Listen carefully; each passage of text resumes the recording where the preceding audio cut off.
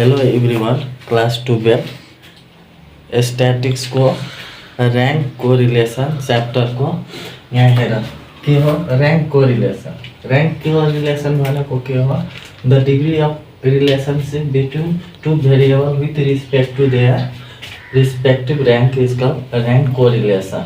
Rank correlation भनेको दुईवटाको क्यारेक्टरको बिचमा हामी क्लासैमा हुन्छ भने के भन्छ फर्स्ट सेकेन्ड के को ऱ्याङ्कको अनुसार कति मार्क आयो मार्क अनुसार हामीलाई फर्स्ट भनिन्छ सेकेन्ड भनिन्छ। त्यसै गरी नै हो भेरिएबल। अब यो भनेको के हो यसको डिफ्रेन्ट केसहरू हुन्छ। केसहरू के भयो फर्स्टमा 1 मा के भयो एक्चुअल ऱ्याङ्क के हुन्छ एक्चुअल ऱ्याङ्क्स आर के भयो गिभन। 1 नम्बरमा हाम्रो के भइदियो एक्चुअल ऱ्याङ्क दिएको हो। एक्चुअल ऱ्याङ्क दिँदा हामीलाई त्यो ठुलो सङ्ख्या केही चाहिँदैन, जस्ट 1 2 ऱ्याङ्क दिएको हुन्छ भने यसलाई हामी आरले नोटेसन गर्छौँ। ऱ्याङ्कले आरले नोटेसन गरिदियो भने के भयो 1 - 6 अनि summation D square by N अनि एन स्क्वायर -1। अब यहाँ एन भनेको के हो डी भनेको के हो डी भनेको हामी के भयो डिफरेन्स बिट्विन टू ऱ्याङ्क के भयो difference between two rank between two ranks के भयो टू ऱ्याङ्क। एन भनेको के हो नम्बर अफ अब्जर्भेसन भयो। अर्को केस हाम्रो के भन्छ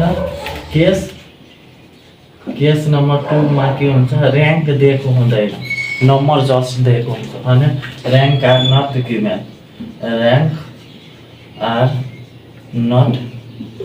गिभेन भनेको ऱ्याङ्क दिएको छैन। त्यसपछि हामीले के गर्नु पर्यो ऱ्याङ्क मिलाउनु पर्यो। त्यसपछि जस्ट यही फर्मुला हाल्दैन 1 - 6 समेसन डी स्क्वायर एन अनि एन स्क्वायर -1 भयो। अर्को हाम्रो केस कुन हुन्छ केस 3 हुन्छ। केस 3 मा के हुन्छ ऱ्याङ्क आर रिपिटेड के हुन्छ ऱ्याङ्क्स आर के भयो रिपिटेड। ऱ्याङ्क के भएको हुन्छ रिपिट भएको ऱ्याङ्कलाई हामीले के गर्नुपर्ने हो आर अनि 1 - 6 अनि हाम्रो के भयो curly bracket summation D square अनि के गर्ने हो माइनस गर्ने हो -m अनि m स्क्वायर -1 अनि बाई के गर्ने 12। एउटा आइदियो भने यही गर्ने हो, धेरै आइदियो भने यहाँ 1 गर्ने अनि माइनस के भयो m2 अनि m2 स्क्वायर -1 बाई 12 अनि के भयो डट धेरै भयो बाई यहाँ अनि बाई यो डट गरेपछि हाम्रो के थियो n अनि n स्क्वायर -1 थियो। यो हाम्रो के को लागि हो रिपिटको लागि हो। अब हेर त एक्सरसाइजमा हाम्रो ऱ्याङ्कको एक्सरसाइज क्लास 12 को बेसिक म्याथबाट यो हो। यो एक्सरसाइज 10.2 को क्वेसन नम्बर 1 को ए नम्बरमा यो क्वेसन दिएको हो के दिएको हो in a drawing competition to जज have given the following rank from the 8 competitor भनेको 8 जनाको के कम्पिटिसन ड्राइङ कम्पिटिसनमा दुईवटा जजले कसलाई कति ऱ्याङ्क दिएको हो त्यसैलाई हामी के निकाल्ने हो rank correlation coefficient between two जजले कति दिएको हो भने हामी फर्स्टमा के गर्ने टेबल बनाउने सोलुसन गरेर फर्स्टमा हामीलाई सिरियल नम्बर लेख्ने नलेखे केही लेख्यो भने अझै सिरियल नम्बर के भयो अब सिरियल नम्बर लेख कति भयो 1 2 3 4 5 6 7 8 भयो। अनि जज यसलाई म ऱ्याङ्क 1 भन यो भनेको ऱ्याङ्क 1 भयो। जज बीलाई ऱ्याङ्क 2 भनेको र ऱ्याङ्क कति दिएको हो 3 5 4 7 8 अनि 6 1 2 दिएको हो। अनि अर्कोमा के दिएको हो 6 4 2 8 7 5 1 3 दिएको हो। अनि हाम्रो फर्मुला के हो, फर्मुला बुझ्नु पर्ने हो r इक्वल टु के हो 1 - 6 अनि summation d square by n अनि n स्क्वायर -1 भनेको त हामीलाई d खोज्नु पर्यो। त्यसपछि d स्क्वायर d भनेको डिफेम्बिटुड के भयो र्याङ्क r1 - r2 गर्दिन भनेको 3 - 6 भनेको -3 भयो। 5 - 4 भनेको 1 भयो। 4 - 2 भनेको 2 भयो। 7 भनेको -1 भइदियो। 8 - 7 भनेको 1 भयो। 6 - 5 भनेको 1 भयो। 1 - 1 0 भयो। 2 - भनेको -1 भयो। त्यसैलाई हामी के गर्दिने d स्क्वायर निकाल्दिने। d स्क्वायर निकाल्दियो भने 9 भयो, 1 भयो, 4 भयो, 1 भयो अनि 1 भयो, 1 भयो अनि 0 भयो अनि 1 भयो। अब लास्टमा हाम्रो यो समेसन d स्क्वायर गर्दिने। समेसन d स्क्वायर गरियो भने कति आयो समेसन d स्क्वायर गर्यो। समेसन d स्क्वायर गरिदियो भने 10 14 15 16 17 18 भयो। कति भयो 18 भयो। अब जस्ट यो फर्मुलामा हाल त नाउ यो फर्मुला हाल्दियो भने कति होला 1 - 6 × 18 अनि n भनेको नम्बर अफ अब्जर्भेसन भनेको कतिजना आएको थियो 8 जना भनेको 8 अनि यो 8 को 64 -1 भइदियो।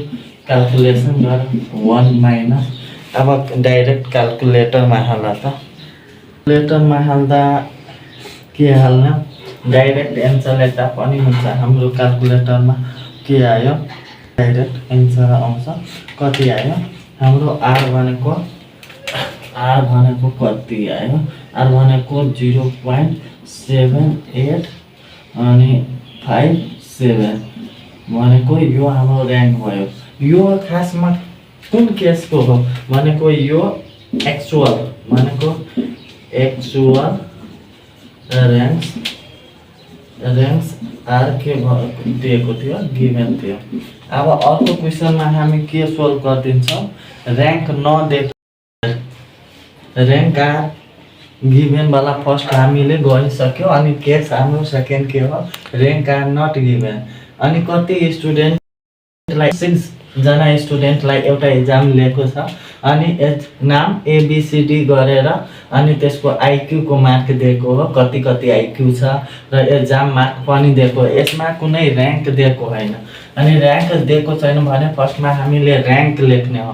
र्याङ्क कसलाई फर्स्ट भनेको हाइएस्टलाई फर्स्ट मान्ने, त्यसपछि सेकेन्ड हाइएस्ट थर्ड हाइएस्ट गरी हामी र्याङ्क। अब यता हेर त सोलुसन गर्दा के हो सोलुसन। अनि हाम्रो स्टुडेन्टलाई STD लेख्यो भनेको STD भनेको ABCDEF भयो। स्टुडेन्ट F सम्म छ भने हाम्रो यहाँ के हो आइक्यू कुनै र्याङ्क छैन। आइक्यू र्याङ्क छैन भने हामीले यसैमा एउटैमा साइडमा र्याङ्क लेख भनेको हाम्रो कति कति A को 125 दिएको हो, B को 110 दिएको हो भने, C को 140 दिएको हो भने, D हाम्रो 130 हो भने, अनि E भनेको 90 हो भने, अनि F भनेको 100 हो भनेको र्याङ्क हेर्दा यो र्याङ्क 1। अब र्याङ्क सबभन्दा हाइएस्ट कसको हो 1 नम्बर दियो। अनि र्याङ्क त्यसपछि सेकेन्ड नम्बर D को हो भने, थर्ड भनेको A भयो भने, फोर्थ हाम्रो कसको हो B भयो भने, 5 कसको हो भयो भने, अनि E भनेको 6। त्यसै गरी हामी एक्जाम मार्क हेर के भयो एक्जाम मार्क्स को हेर। एक्जाम मार्क्स भनेको A को कति हो 82, B को कति हो 86, अनि C को कति हो 96, अनि D को कति हो 75, अनि E को 70 छ, अनि F को 87। अब हामीले R2 निकाल। यो R2 निकाल्दा हाम्रो कति हुन्छ? सबभन्दा हाइएस्ट कसको हो? 1 C को हो। त्यसपछि सेकेन्ड हाइएस्ट हाम्रो हेर्दा के हुन्छ? F को हुन्छ 2 भयो। त्यसपछि थर्ड B को भयो, फोर्थ A को भयो, फिफ्थ E को, D को भयो भने 6 भनेको E को भयो। भनेको अब हामी के निकाल्ने हो? यो भइसकेपछि हामीले D निकालौँ। D भनेको के भयो? R1 माइनस R2 हो। भनेको कति हो? 3 माइनस 4 भनेको -1 भयो। 4 माइनस 3 भनेको 1 भयो। 1 माइनस 1 भनेको 0 भयो। अनि 2 माइनस 5 भनेको -3 भयो। 6 माइनस 6 भनेको 0 भयो। 5 माइनस 2 भनेको 3 भयो। अब हामी के निकाल्ने हो? D square. अनि D स्क्वायर निकाल्दा हाम्रो के हुन्छ? 1 को स्क्वायर 1, अनि 1 को स्क्वायर 1 हुन्छ भने 0 को स्क्वायर 0 हुन्छ भने 3 को -3 को 9 अनि 0 अनि 9। अब हेर समेसन D स्क्वायर हाम्रो कति हुन्छ? अनि 2 अनि 18 भनेको 20 भयो। अब हामी र्याङ्क निकाल्दा R भनेको के भयो?